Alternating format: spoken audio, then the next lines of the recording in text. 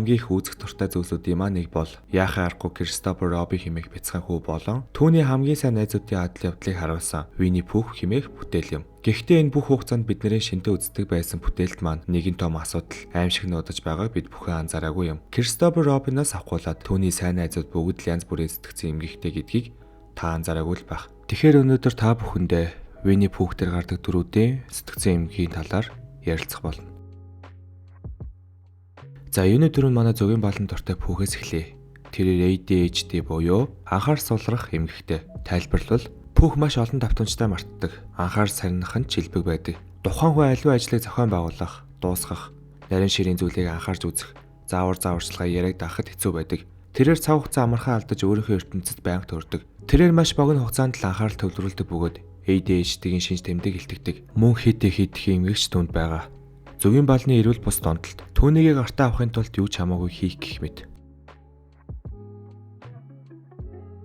Бяцхан гахаа маань байнга төвшөртэй айдастай байдаг ба GAD буюу дөгшүүрийн эмгэг. Тухайн хүн байнга санаа зовж, санаа зовнилоо хянах боломжгүй болсон тохиолдолд энэхүү эмгэг илэрч байгаагийн нэг илэрл юм. Тайгер бол хөгжилтэй элдэг дүр боловч ихвчлэн эрсдэлтэй зан авирын хэм маягийг харуулдаг. Тэр үр дагаврын бодлогоор хачирхалтай зүйлсийг хийдэг. Хэдийгээр иршүүштэй байх нь Тайгерийн онцлог шин чанарууд боловч түүний хэд өвтгтэй байдал нь ADHD-гийн хүчтэй шинж тэмдгээр илэрдэг бөгөөд Винни Пүүхийн өөр нэгэн хувилбар юм.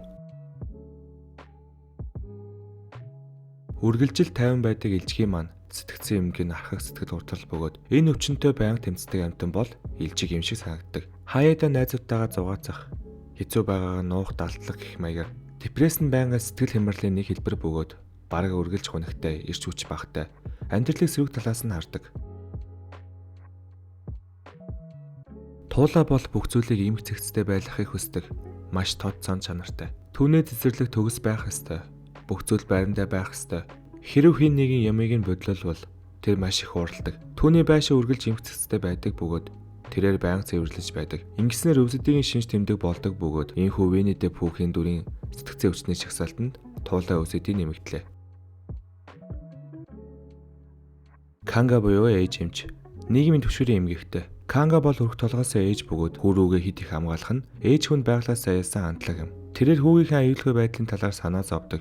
Хэд хамгаалалттай ээж юм. Гэсэн хэдиж тэрээр нийгмийн нөхцөл байдлаас ихээгээ айдаг. Тэрээр гадаад ертөнцөөс байн хүндэрч өдөр тутмын амьдралын аж жаргал баяр баясгалыг олж авдаггүй.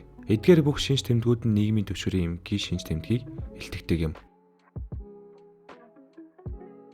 Кристофер Робин шизофрентэй.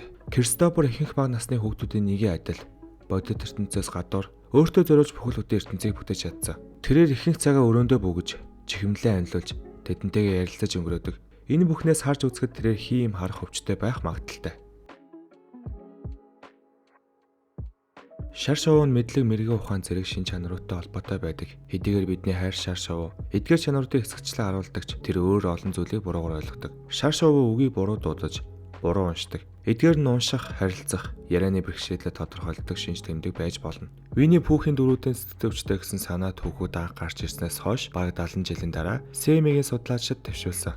Винни Пүүхийн дөрүүд сэтгцэн эмгэгтэй байж болох ч түүний бүтээгч Мэлэн дөрүүдтэй эдгээр эмгэгийн дүрслэн харуулахыг зориугүй гэдэг нь ойлгомжтой. Гэсэн хэдиж Винни Пүүхийн дөрүүдийн сэтгцэн эмгэгийн онцлон тэмдэглэх нь сэтгцэн эрүүл мэндийн асуудал. Бидний өдөр тутмын амьдрал тохиолдож болох боломжийг бидэнд олгодог.